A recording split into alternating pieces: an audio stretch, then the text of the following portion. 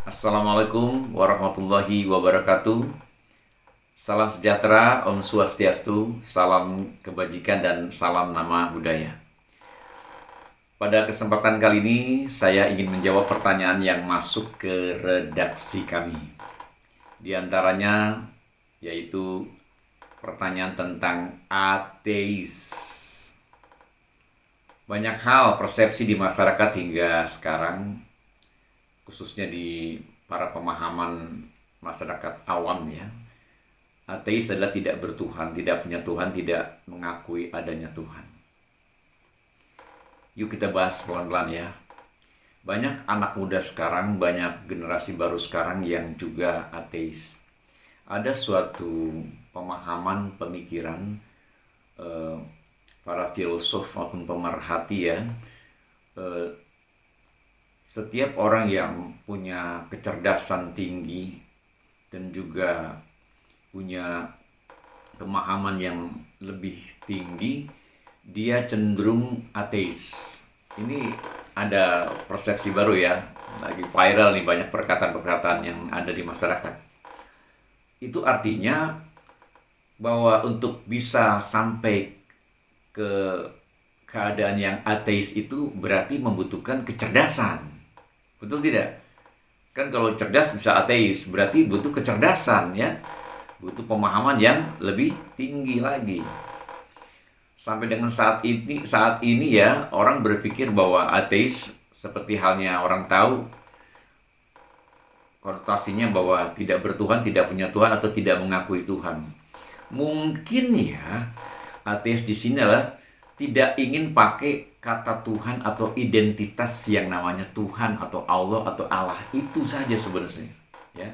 Sebenarnya itu titik poinnya, poin utamanya. Jadi bukan berarti tidak mengakui, karena sebagaimana yang kita fahami, para saintis, para peneliti juga mengakui adanya universe, alam semesta dan kekuatan luar biasa, kecerdasan tanpa batas dan juga kekuatan yang dahsyat yang ada di alam raya ini, yang memperhatikan, merawat, menghidupi dia dan mengayomi serta memelihara kesinambungan semua makhluk yang ada di alam semesta, termasuk alam raya ini semua. Berarti ada ya yang merawat. Dia mempercayai itu para saintis dan para pemikir-pemikir yang sudah cerdas, pandai, juga mengakui adanya energi yang tinggi ya, sehingga menguasai semua lini kehidupan di alam semesta ini. Jadi bukan dia tidak mengakui adanya yang mengatur, yang disebut dengan Tuhan. Dia hanya tidak ingin pakai kata Tuhan. Itu sebenarnya. Jadi sebenarnya begitu banyak anak muda yang sekarang mungkin dari pesantren tiba-tiba 360 derajat keluar, jadi tidak mengakui adanya Tuhan. Ya, nanti kita akan bahas lebih rinci ya tentang Tuhan dan jati diri. Mana nih persepsinya yang harus dipahami lebih cermat lagi, harus lebih kita cermati. Karena ini kita tidak boleh salah dalam pemahaman. Sedikit saja salah dalam pemahaman, banyak orang mengatakan bahwa itu penistaan agama lah, atau dia termasuk yang tidak punya agama, tidak mempercayai Tuhan, salahlah perjalanannya. Ini hapus dulu, ini hapus. Kalau kita ingin memperbaiki, menyelesaikan suatu masalah ya, berarti kita harus mau menanggung dan menerima segala effort dan juga risiko ya. Jadi jangan berhenti sampai stuck, sampai di tengah, baru sampai di tengah perjalanan. Saudara, persoalan dan masalah itu beda. Soal itu misalkan 5 kali 5, kalau dia bisa jawab 25, berarti tidak jadi masalah. Yang jadi masalah ketika soal dikasih, dia tidak bisa menjawab. Itu permasalahan namanya. Jadi setiap soal belum tentu jadi masalah, dan jangan diperdebatkan jadi masalah.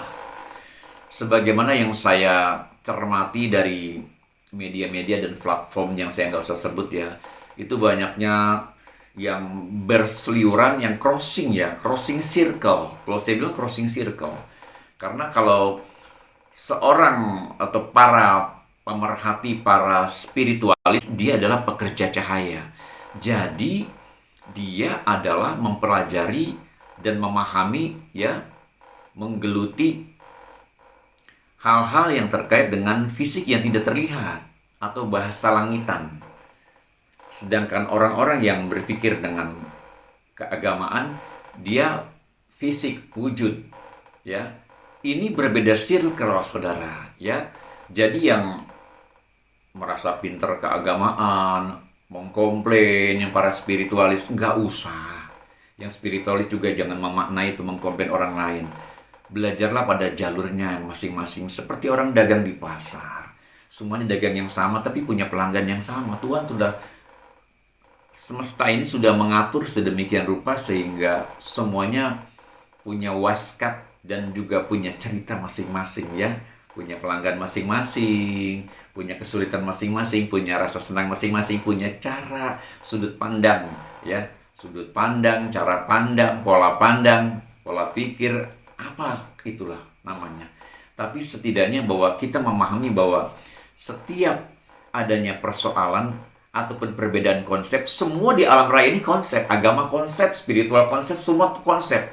Gak usah kita mengeneralisir, misalkan jadi hal-hal yang berbau-bau keagamaan jadi berbau-bau bahasa Arab ataupun berbau-bau hal-hal kekuranan. Kalau ingin membahas tentang energi besar di alam semesta ini, universe ini, kita keluarkan pikiran dari hal-hal terkait itu. Jangan sampai kita terjebak dalam doktrin, dogma, ya. Semua yang apa yang pernah kita dapatin dari kecil hingga sekarang, pelajari lagi, jadilah kita orang yang baru, hidup dengan sesuatu yang baru. Keluar dari batas nyaman bukan berarti jadi tidak nyaman, tetapi menambah pengetahuan. Inilah pengendalian diri kita, karena hidup adalah pembelajaran yang tidak ada pernah akhir. Tidak ada pernah akhir, ya, tidak pernah akhir. Jadi sampai kapanpun kita akan belajar.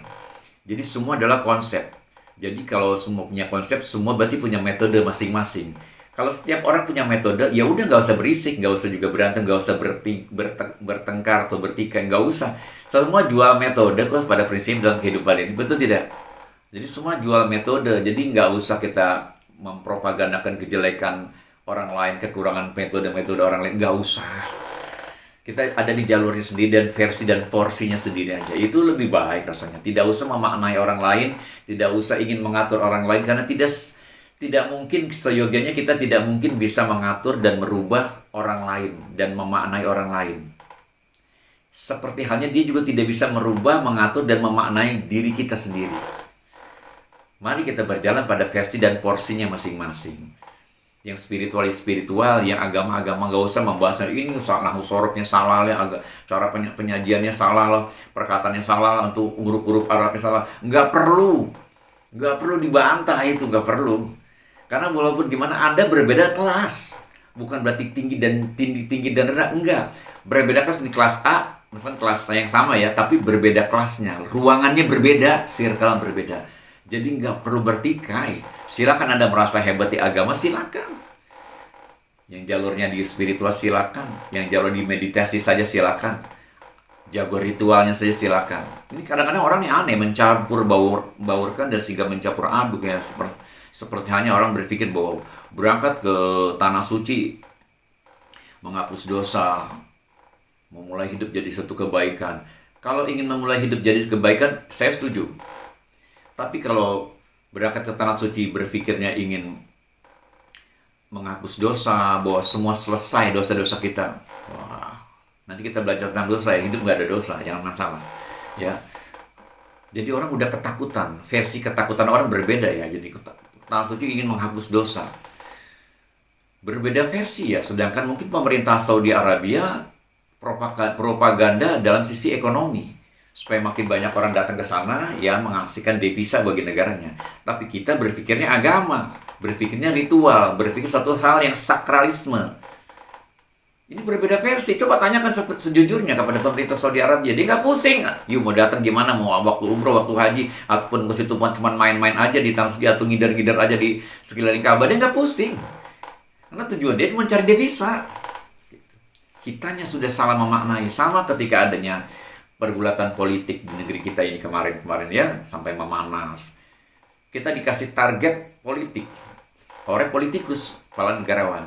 Tapi lewat jalur via-nya lewat jalur agama. Wow, kita berpikirnya agama ternyata. Itu berbeda perdebatan politik sebenarnya, nggak ada urusan.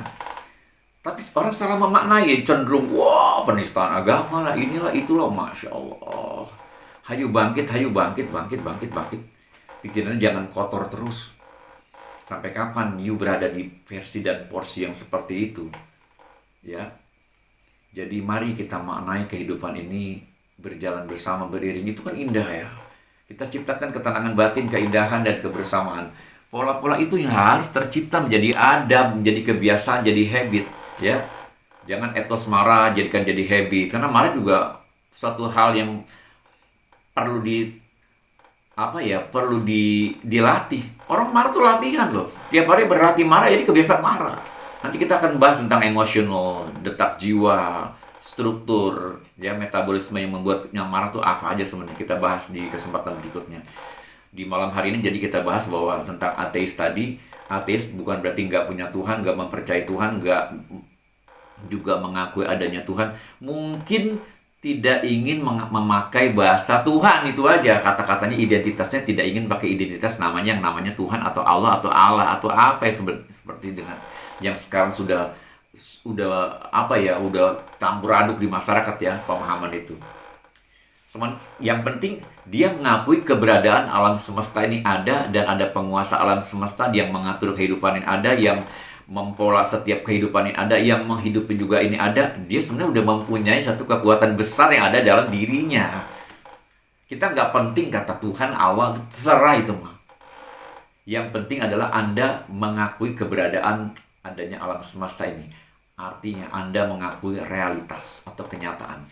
Semua manifestasi ada di ujungnya yang disebut dengan realitas. Siapa yang melawan realitas, dia melawan keberadaan alam semesta ini.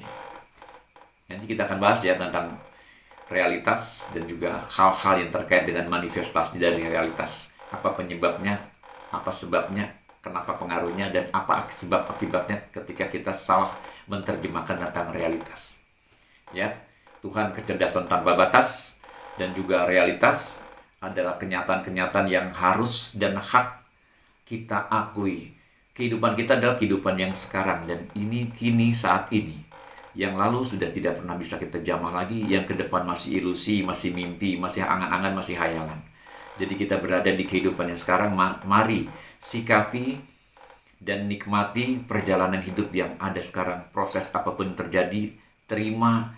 Itulah bagian daripada pembelajaran hidup yang kita kalau mampu mengelolanya, kita bakal keluar dari semua hal-hal yang terkait dengan kesulitan, kerugian, apapun itu yang disebut dengan kerugian-kerugian yang defleksi ataupun musibah atau ajab. Sebenarnya tidak ada, saudara. Sehingga orang sering memperdalam, mendramatisir menjadi sesuatu hal yang jadi heboh, padahal tidak ke situ arahnya. Ya. Bahwa kehidupan ini semestinya adalah cerah, semua sudah tercerahkan. Kita sudah berada di tempat yang cerah, diberikan kecerahan, diawali dengan cerah.